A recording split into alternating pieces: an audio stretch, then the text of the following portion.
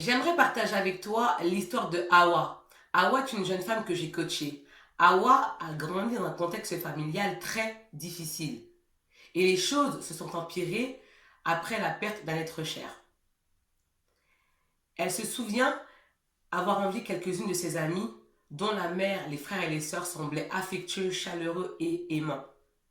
De plus, elle avait cette mentalité de victime. Due à ses insécurités affectives, son manque de confiance en soi, son manque d'estime de soi.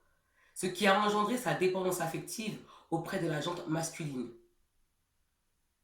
Et lors du coaching, elle me dit, mais Célie, moi j'aurais bien aimé qu'on m'apprenne, surtout dans la famille, parce que Célie, la famille, c'est la base de l'éducation. J'aurais bien aimé qu'on m'apprenne comment connaître ma valeur, comment avoir confiance en moi, comment avoir estime de moi. J'aurais bien aimé qu'on m'apprenne ça, qu'on m'encourage, qu'on me soutienne, plutôt que m'enseigner à être apathique à mon état intérieur.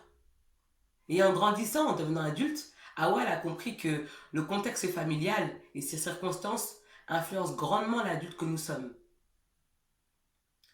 Et elle a compris également que on ne pouvait pas dissocier l'épanouissement personnel des relations amoureuses.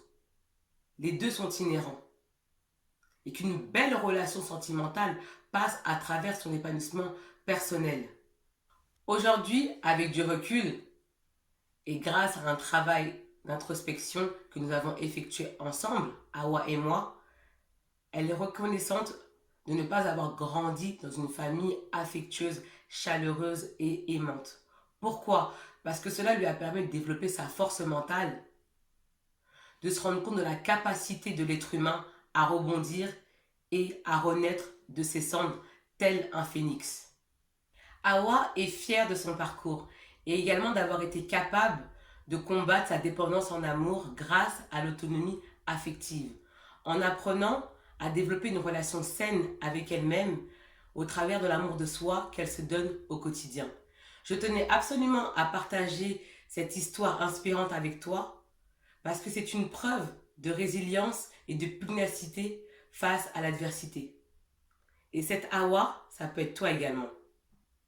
Ce n'est pas parce que tu as connu des désillusions sentimentales que tu es condamné. Il existe des solutions.